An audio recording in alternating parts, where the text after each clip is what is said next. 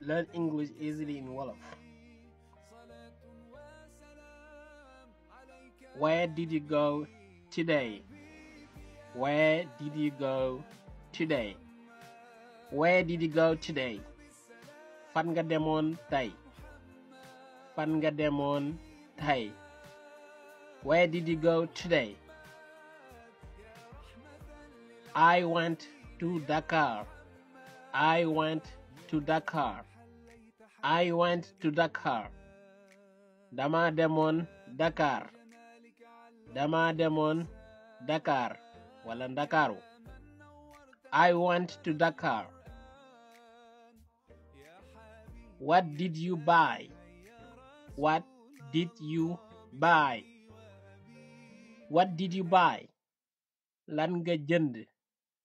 Lan nga jënd? Loo jënd? What did you buy? I bought new clothes. I bought new clothes.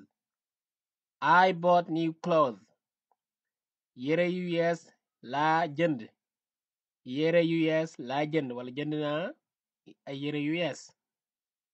I bought new clothes. Where is your bike? Where is your bike? Where is your bike? Ana sa welo ba? Ana sa welo ba?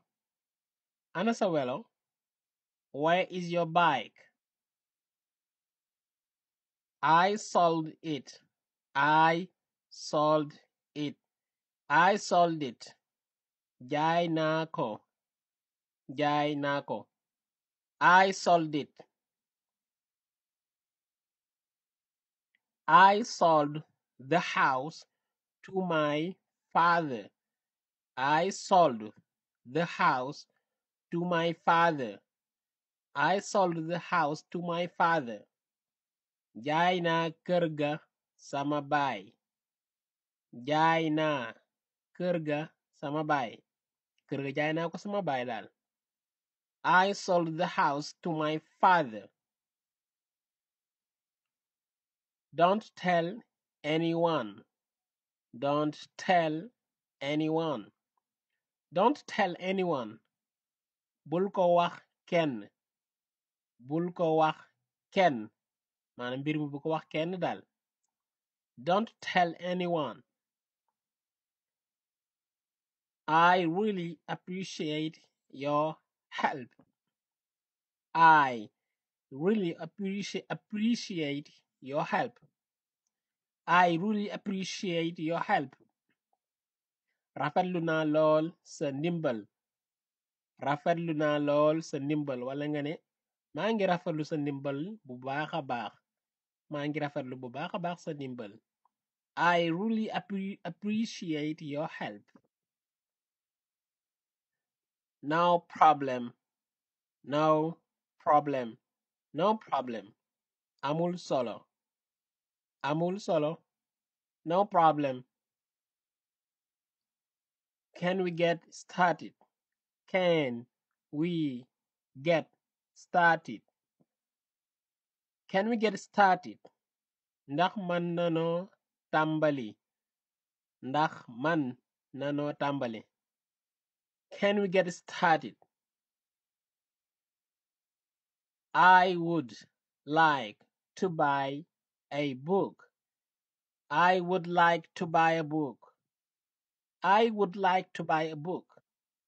Dama bëggoona jënd ab téere. Dama bëggoona jënd ab téere. I would like to buy a book.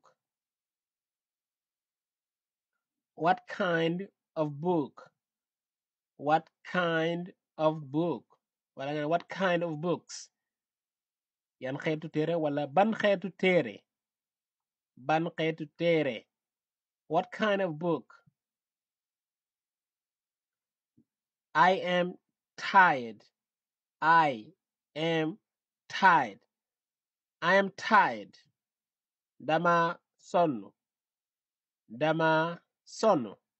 I am tired. I am not tired. I am not tired. I am not tired. Sonnuma. Sonnuma. I am not tired. He went out. He went out. Or you can say, man nga wax ba tey, she went out bu dee jigéen la. She went out parce que olof amul xaajale góor jigéen foofu donc he went out wala she went out ñoo ñëpp si wolof génn lay firi bu dee he mooy ku góor bu dee she mooy ku jigéen. He went out. She went out. Come here. Come here. Come here. Kaay fii. Kaay fii. Come here. Thanks for watching.